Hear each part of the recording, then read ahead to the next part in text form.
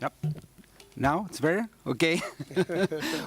Welcome to all of you. Thank you very much for being with us today, participating in this session of our workshop on how to support MSMEs, talking particularly about the Latin American experience and lessons learned in Latin America. We have a great panel today with us. Let me introduce you our panelists. First of all, I will begin by Mrs. Celeste Ingaramo. She is Coordinator of International Relations, Secretariat of Entrepreneurs and SMEs. Mrs. Ingaramo has more than 12 years of professional experience, both in the public sector and in the private sector. I have to say that she has been working with the city of Buenos Aires for many years on entrepreneurship and medium and small enterprises. And she has, since September 2016, she has been coordinating the international relations area of the Secretariat of Entrepreneurs and SMEs, fostering entrepreneurs and SMEs internationalization, and connecting the Secretariat at both the bilateral and the multilateral levels. Then we have Mr. Francisco Estrázulas. He is coordinator of integration and trade specialist at the Inter-American Development Bank, and he's business development leader at ConnectAmericas.com. He has been involved in the conceptualization, the design, the growth, and dissemination of Connect America since its very inception. Prior to joining IDB, Mr. Estrázulas was a manager at Castalia Strategic Advisors, where he advised governments and private clients on economic, financial, and regulatory matters related to infrastructure in Latin America, Africa, and Asia. Then we have Mr. Alejandro Buvinic from Chile. He's the executive director of Pro Chile. He has been involved in the conceptualization, design, growth, and in the conceptualization of the Department of Foreign Trade of Chile for many years. He has been with the Ministry of Foreign Affairs, both in Chile and abroad, throughout his more than 20 years of professional experience. From 1999 to 2002, he served as first secretary of the Permanent Mission of Chile to the World Trade Organization. He was a colleague of all of us, and represented Chile at the OECD Trade Committee. Upon his return to Chile in 2013, Mr. Buvinic worked as head of the APEC department, and from 2014 to 2016, he served as head of the regulatory department up until his appointment as director of export promotion. Mr. Buvinic will be with us today talking about these issues. Then we have Mrs. Renata Malheiros Henriques. Mrs. Henriques is currently an advisor to the technical director of Sebrae, the Brazilian service of support to micro and small companies. She has served as an advisor to the president and also as manager of the Sebrae International Advisory Unit. She is in charge of developing cooperation projects with governments and multilateral organizations such as the Inter-American Development Bank, the World Bank, and the United Nations. We have already presented our panelists. Now I'm going to leave them the floor, remembering that we have to be strictly respectful of the 5 minutes, maximum 8 minutes we have, because the interpreters will be leaving us 15 minutes past 1. So we are really very short of time. So I'm not going to speak anymore. I'm just going to pass the floor to Mrs. Ingaramo. She will present the recent initiatives taken to improve the legal environment for MSMEs. Mrs. Ingaramo, you have the floor. Bueno, buenos días. Good morning to you all. Thank you very much for inviting me. I'm going to be as brief as possible. So I'm going to start by telling you exactly what a MSME is in Argentina, where it's defined by the average of sales of the last tax years over the last 3 years. So we have enterprises that are MSMEs, And we have MSMEs category 1 or 2, depend category, be it the building sector, agricultural sector, industry, and the mining, trade, and services. This definition gives us sort of features of MSMEs in Argentina. 99.7 are MSMEs, and there's some 850,000 MSMEs that employ 70.4% of the working population and represent 47.5% of sales. Below you can see the breakdown between the different sectors. Although we might believe that Argentina is considered to be a country linked to agriculture, what you can see here is how the services sector is growing very fast in Argentina and represents now something like 35% of the workers and 21% of sales in Argentina. In 2016, some 16,000 services were exported according to knowledge. Today, services based on knowledge represent 1/3 after cereal, grains, and oil products. What are our challenges in the MSME sector? Well, that there be greater and better employment to enter the value chains, and there be greater innovation and technological capacities for MSMEs to reduce the production gap with larger enterprises and reduce the production gap with MSMEs in other areas of the world. We work at 2 levels to increase competitiveness through improved rules and regulations, also increase productivity through the specific development of programs for SMEs or MSMEs. In 2016, we had the MSME legislation, which is so to be able to gain access to this MSMEs legislation is that you have to register the MSME in a MSME registration and obtain a certification if you want to gain access to these benefits. The 4 main pillars are a reduction of tax pressure, that is, reduce tax, but also compensate the check tax, and also defer payment of VAT to 90 days. Furthermore, enhance investment. How are MSMEs going to be able to do this? Well, they're going to reduce 10% of what they have invested, and VAT investment will be paid back thanks to a gain of tax credit, and also improve give exporters can get from 365 days to 5 years for the income of currencies, and also the launching of what was the first SME credit of the Investment and Foreign Trade Bank at a rate standing at something like 16%. When I said we were working in 2 areas, as far as the production is concerned, as well as competitiveness. So these are the rules and regulations I've explained, but we also have been working on other aspects too. For instance, one of the main issues is training of human resources for MSMEs, and here there are different programs that we're actually implementing. For instance, MSME training. MSME training is a program where we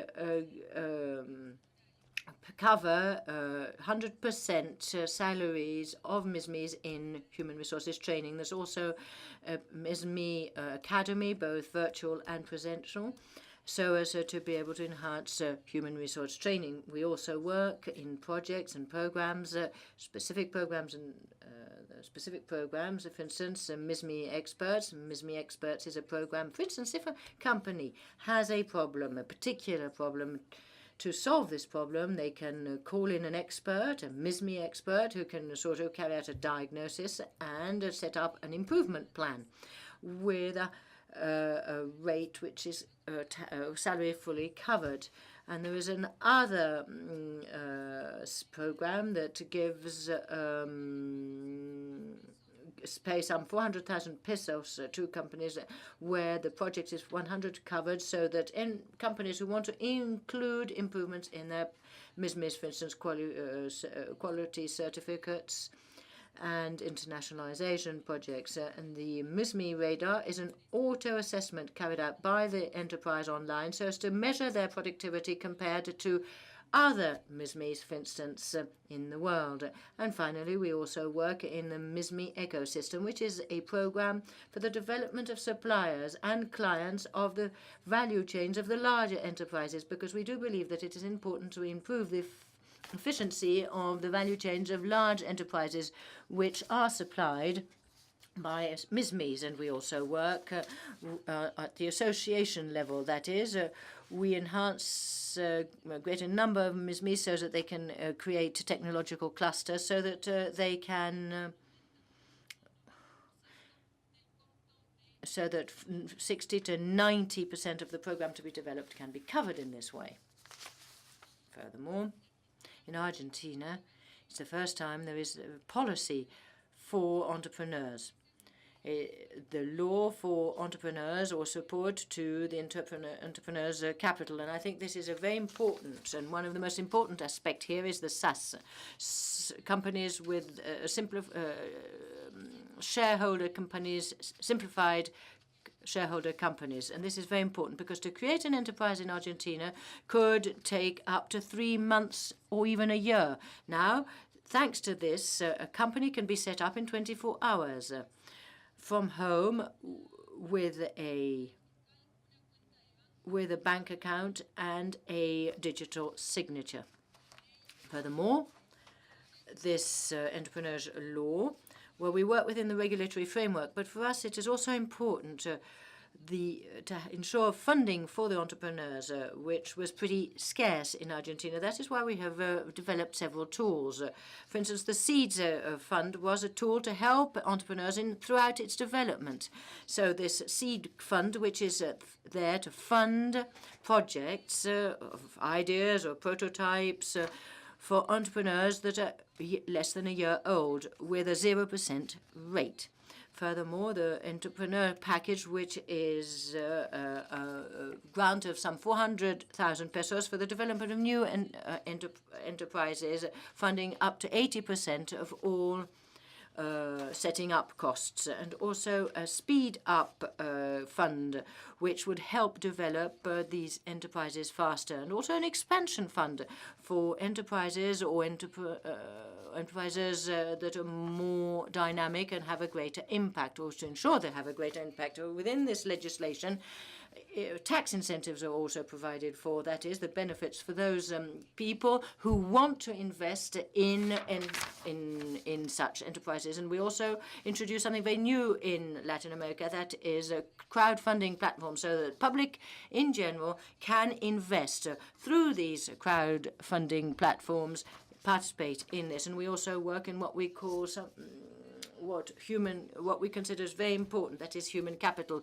So as to ensure the development of networks. In human capital, we work on the development of Academia Argentina Emprende. This is a platform. It's both virtual or in situ for virtual entrepreneurs. We also work on the development of network, which includes entrepreneurs and clubs which ensure co-working solutions, which are funded by the government, so as that communities can be developed and networks can be developed, so people can work in these communities, and so people can find all the tools they require. Furthermore, we also work in the development and social innovation. We have a directorate for social innovation. Why? Well, for the development of social and young enterprises, ensuring social innovation. And in a nutshell, we are working really in productivity and competitiveness so that we can be more competitive when we go out to the world. What we're working on currently in the Secretariat, our policy is to position MSMEs at an international level. In this way, we can promote in the United Nations that there'll be an international MSMEs Day, and this is what we're promoting in Argentina. There is the 27th of June in Argentina. within the framework of International Council of Small Businesses. We're also working together with other international bodies. We're also working in negotiations, international negotiations, Chile, Brazil, and in the internationalization through the development of soft landing platforms, amongst others. I think I have to conclude here because I'm being told that I have spoken at too great a length. Thank you very much. And if you have any questions, do not hesitate to put them to me. Mrs. Ingaramo, now Mr. Estrázulas will present the ConnectAmericas platform, a social network to connect SMEs. So, Mr. Estrázulas, you have the floor. Thank you very much, Ambassador. Before we start, I want to share with you some very eloquent statistics about why it's so important what we're discussing here for Latin America and the Caribbean. SMEs are 97% of businesses in our region, and they employ 67% of our workers. However, only 13% of our SMEs export. When we compare this to Europe or the United States, where over 30% of SMEs are internationalized. Now, why is this so important? Because if we look at the performance of internationalized SMEs, the numbers are very clear. They pay, an exporting SME pays salaries that are 42% higher. They sell 55% more. They are 54% more productive. And if we look at the employment growth they generate, it's 250% higher than SMEs that are not internationalized. So the economic impact of helping SMEs internationalize is very clear, and this is why us at IDB, and I guess many of us, are focusing on this subject. So before I talk about ConnectAmericas, ConnectAmericas is an initiative of the Inter-American Development Bank, and within the bank, from the Trade and Investment Division of the bank. Our core business, let's say, is to provide loans and technical assistance to countries in matters related to trade facilitation. So, for example, we help set up single windows for international trade, or we help improve infrastructure in border crossings, in ports. We also provide loans to support the promotion of trade, so to help trade promotion organizations improve their services, and we help countries through technical assistance in the negotiation and implementation of free trade agreements. But in addition to that core work that we do, we go into the practice. For the past 10 years, we have been organizing business matchmaking events to help small and medium-sized companies internationalize. So the IDB subsidizes the participation of Latin American and Caribbean exporters, and we bring in buyers from all over the world. These events have been a huge success. For each dollar that we spend organizing these events, we're generating about $70 of business. So in light of this, and in light of the fact that, of course, many companies can't attend these events, and the duration of these events are limited, and the fact that the use of internet has grown so much in Latin America, and the use of social media has grown so much in Latin America, we decided to try to replicate what goes on in these face-to-face business matchmaking events in an online platform. And that's the birth of the idea of ConnectAmericas. So the idea is, okay, we have Facebook for our friends, we have LinkedIn for professionals, we want to have ConnectAmericas for business, okay? Have a social media platform to help businesses internationalize. We started working on this in 2013. We did a lot of research, focus groups with companies, surveys, interviews, and we identified barriers that SMEs face for international trade, and 3 specific barriers that we can help overcome through an online platform. The first is access to trustworthy clients abroad. The second barrier is access to practical information. And the third barrier is access to finance. So these are the 3 barriers that we try to help overcome with this platform. We launched in March of 2014 with the support of our anchor partners, which are Google, DHL, Alibaba.com, and then we got Facebook and MasterCard to join this initiative a year later. We also work with over 300 local partner organizations, which include trade promotion organizations, chambers of commerce, associations. I'm glad to say that the 3 Latin American organizations that are here in this panel are partners of ConnectAmericas, have been so for a while. And so the platform offers basically 3 service areas, what we call Connect, Learn, and Finance. So within Connect, users find purchasing announcements from companies and governments in Latin America and in the rest of the world, and they can apply to those purchasing announcements by filling out a very simple form where they provide more information, detailed information about the product or the service they offer. They also find a database of now 140,000 business people registered for 120 countries. They can filter that database, applying filters by sector, by product, by country, by level of verification of the company, and they can get in touch through the platform. And we also have sector-specific business communities, which are basically forums where people upload what they look to buy or sell, or links and information of interest. In Learn, we have courses, webinars, videos, articles. All of this is for free. And then in Finance, we invite commercial banks from each country in the region to promote their financial products and services on the site. And the value that we generate for the companies is that all those banks accept a unique application form from the companies. So I'm a company registered on the platform. I fill out one form and I can send it to 8, 10 banks within my country that are committed to assessing my company and making, whatever offer possible with a unique application form. So we lower the level of effort of finding out what's available. So in these 3 years, we have generated 1.9 million unique users on the platform. As I said, 140,000 registered business people. And some of the lessons that we've learned through this project. First is that SMEs are familiar with these kinds of tools, with social media. Okay, they can make it work. Out of the 10 countries that use social media most in the world, 5 are from Latin America and the Caribbean. And if we look at the numbers in e-commerce, in 2003, e-commerce was 1.6 billion in Latin America, and in 2017, it's expected to be 220 billion. So it's working. Companies know how to use it. The second is that internet solutions are cost-effective. Okay, for a pretty small investment that we do in our technical training, we train about 20,000 SMEs per year. So I'm going to stop here with my lessons learned because my time is up. I know that there's going to be the questions of what have we learned, so I'll continue when the question is asked. Thank you. Thank you very much, Mr. Estrázulas. Now I will pass the floor to Mr. Alejandro Buvinic. He will present the work of Pro Chile to support the participation of SMEs in international trade. So, Mr. Buvinic, you have the floor.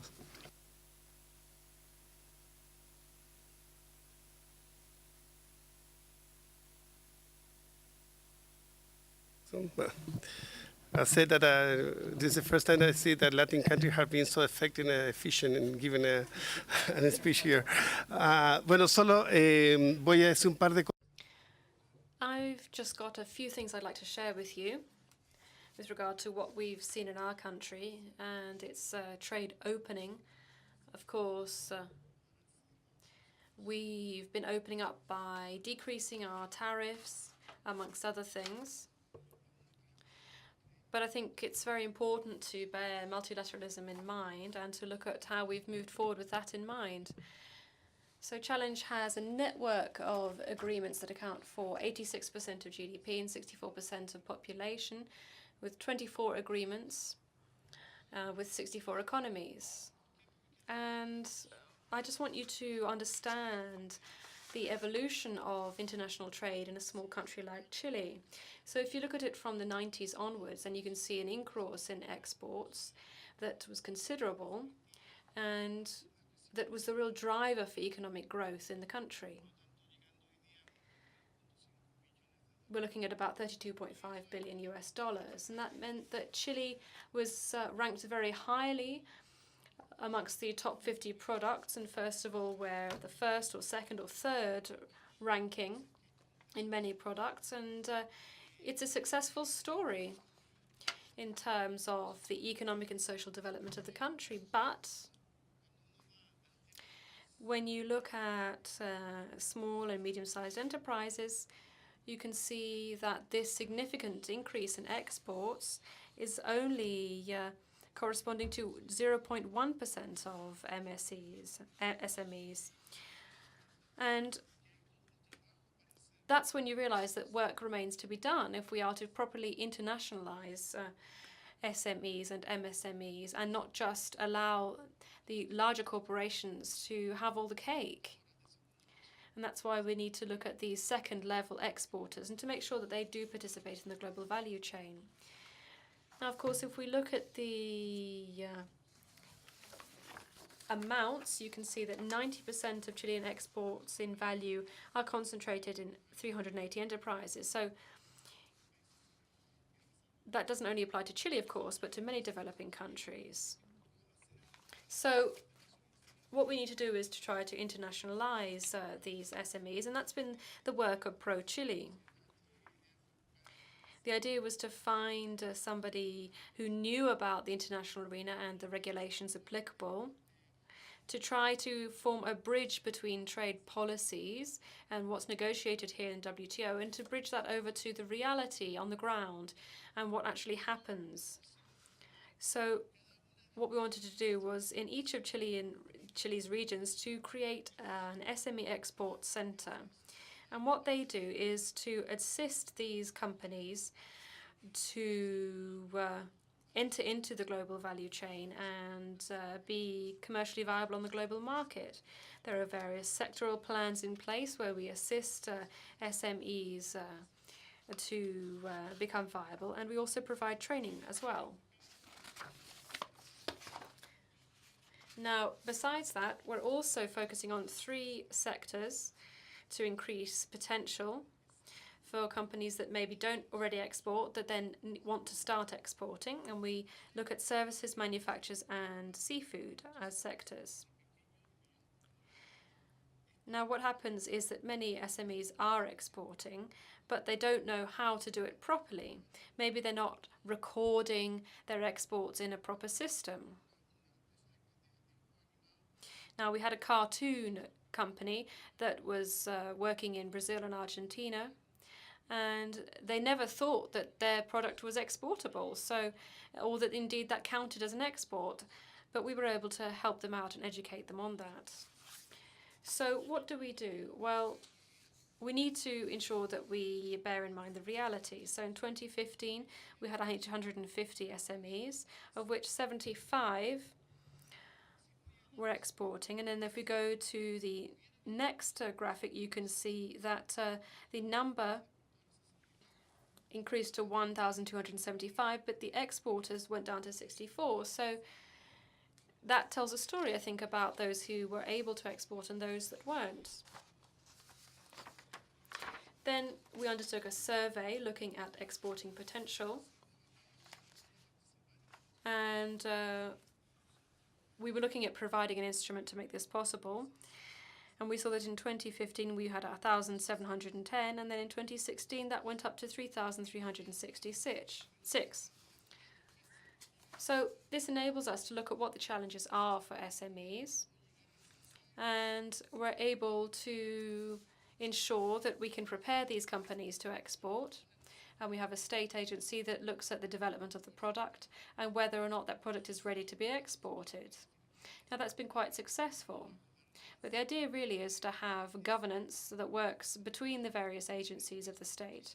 And so here, Pro Chile is working hand in hand with Corfola, which is looking at promoting production, and other sections as well. So I'm concluding now, but I just wanted to say that what's important is that we invest sufficiently in training and capacity building.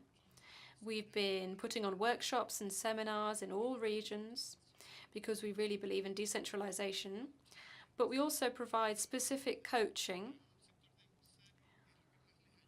because we believe that's what's most useful.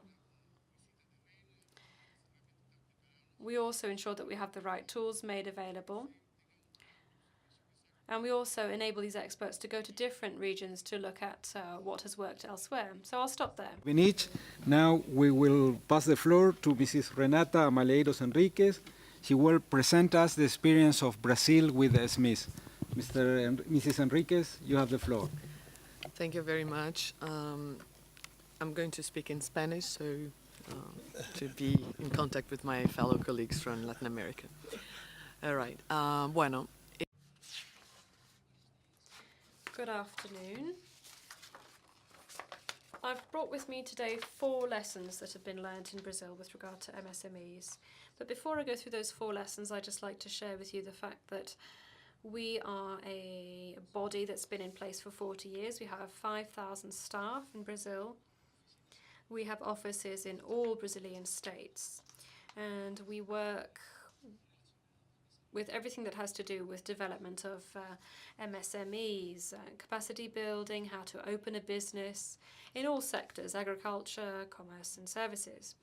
And over these 40 years, some of the 4 lessons that we've learned are the following. First of all, it's all about competitiveness, and here that should be considered as systemic at an international level, but also it should be seen at a business level as well. Secondly, combining an offline and online support and solutions is completely fundamental.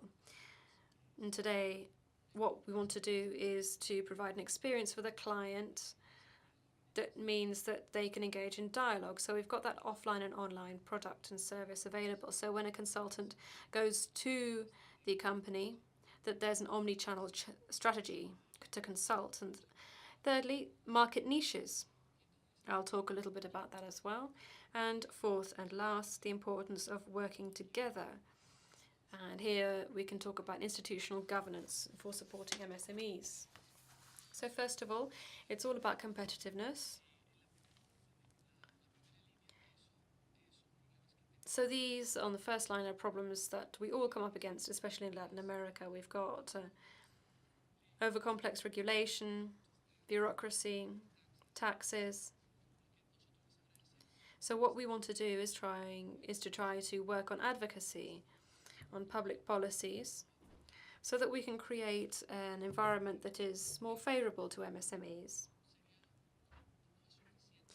But it's insufficient just to have a favorable environment. The MSMEs also have to be competitive at a business level.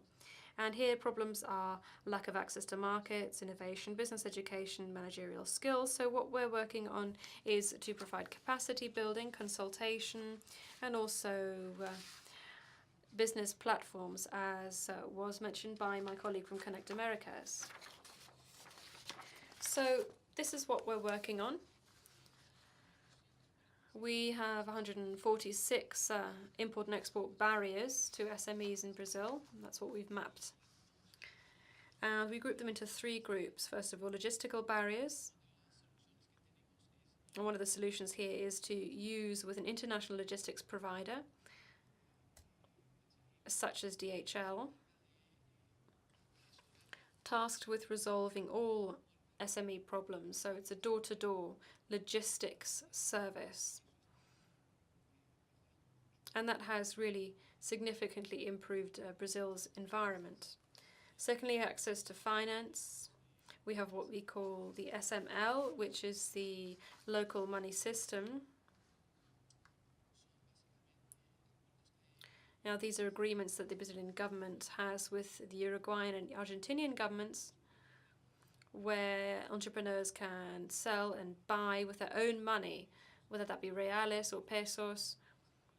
And they don't have to go through the dollar exchange process. And we also have a guarantee fund.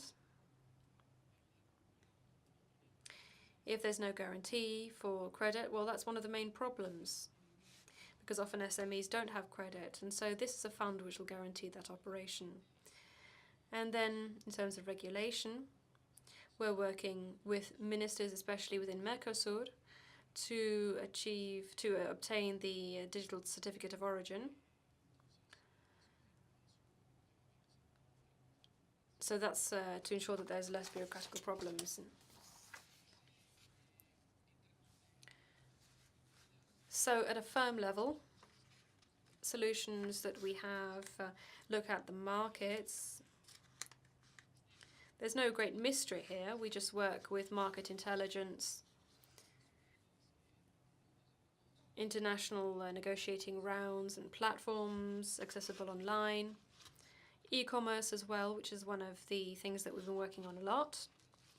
And then in terms of access to innovation, we have a very interesting program, Sebrae Tech, which really is an innovation voucher to be put into place in order to improve the design of these products and services. And they also look at developing a website to provide packaging solutions. So we pay 70% of the technological service and the company pays 30%. So that's a way of ensuring that these companies can adapt to international trade. Here you have some of the products that we have available, online courses, self-diagnostic tools to see if the company is ready to export and import, and the platforms I mentioned before. Now, this is also an interesting experience. In the Cuiabá city in the center of Brazil, we have the Sebrae Sustainability Center. And that's a physical center, but it's already received international certificates for sustainable building, such as a BREEAM. And we have an infinitesimal amount of provisions in terms of infographics and courses and videos available. Secondly, we look at combining offline and online solutions. So as I said, we have the support strategy for SMEs, which has to be provided in an omni-channel fashion. And we have the different channels that dialogue between them, that communicate with each other.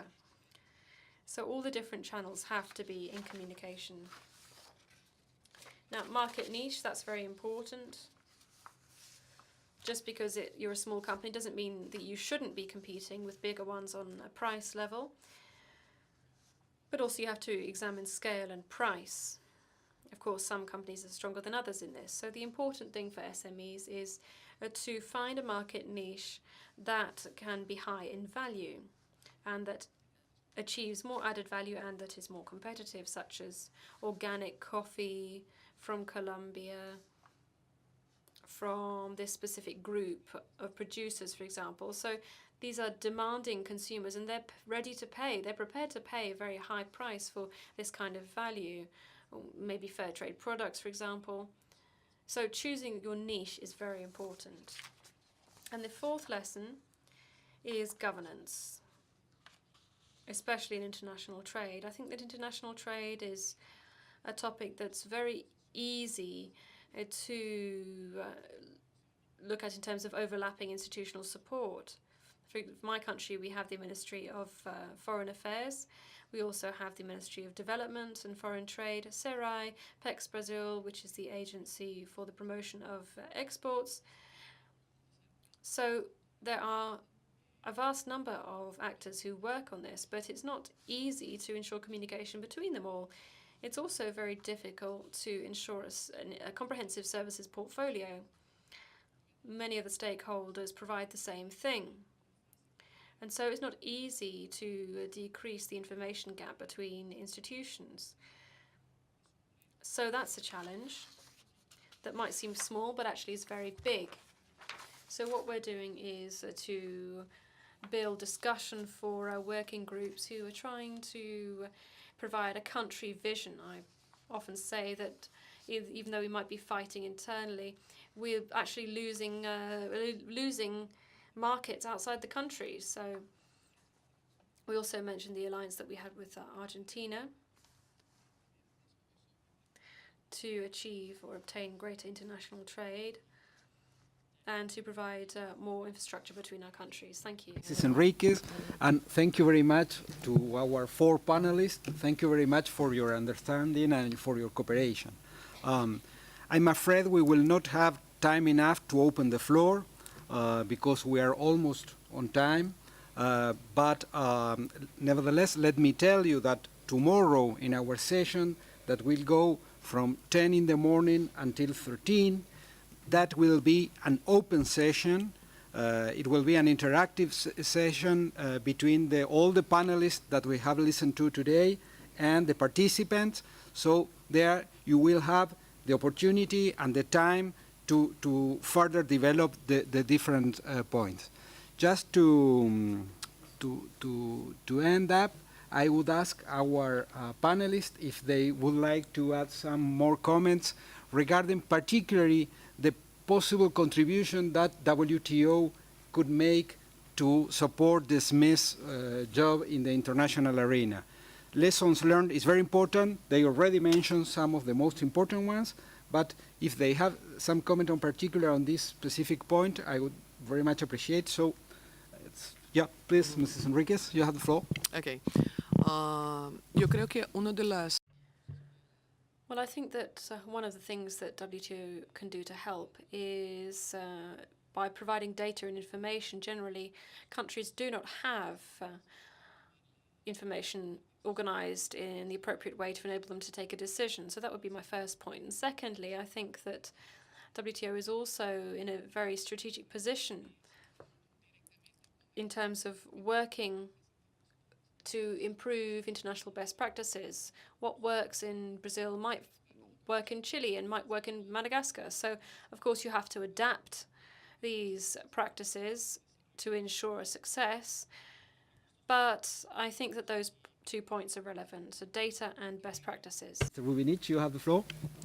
Just to add, I think that one of the more problematic issues that I have SMEs are regulations. I think that today tariffs have been decreasing and there's not a problem. Even you know which one is the tariff. But when you had to face sometimes that you had to develop a labeling or packaging or an SPS measure that change how we can give that information to our SMEs. The big companies have a special division that follow up all the regulation around the world. But when you go to small and medium companies, they don't have that information. And I think WTO can play a crucial role on that, especially in trying to give it a list in an English language. Because sometimes we have all the regulation, what we see in the notification is just a summary in English. But if we go to any Asian country and to try to understand the regulation, I can tell you that is really complex. Thank you very much, Mr. Buvinic. Mr. Estrázulas, you have the floor.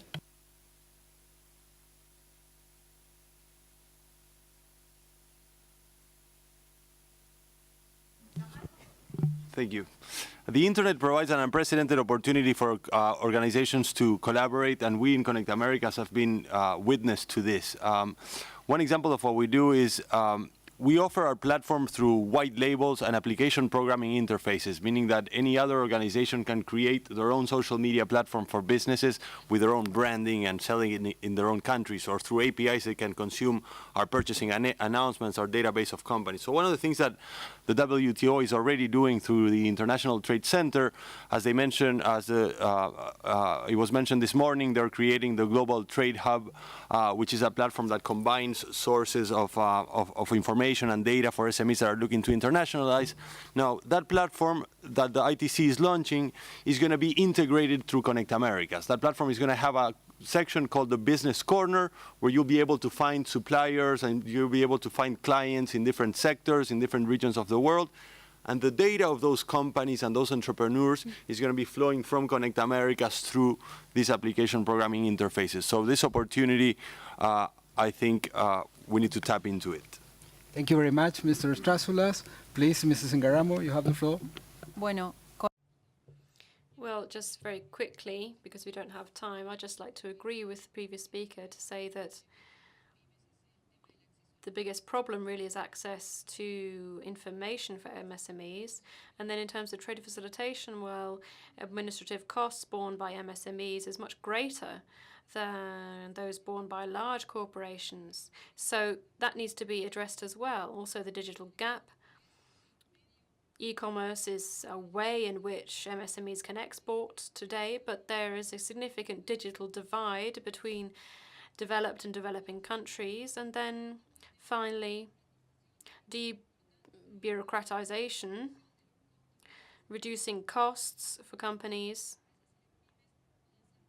so that MSMEs are more productive and competitive. Thank you. Mrs. Ingaramo, thank you very much to all of you. Thanks, dear friends. Just two important announcements. First, lunch will be served in the gallery. It will be offered by the Swiss Mission. The gallery is in the opposite side of the building. You have just to follow the signs. And second one, a big thanks to the interpreters and to WTO Secretariat for all your job. Thank you very much to all of you. See you in the afternoon at 3 p.m. Thanks.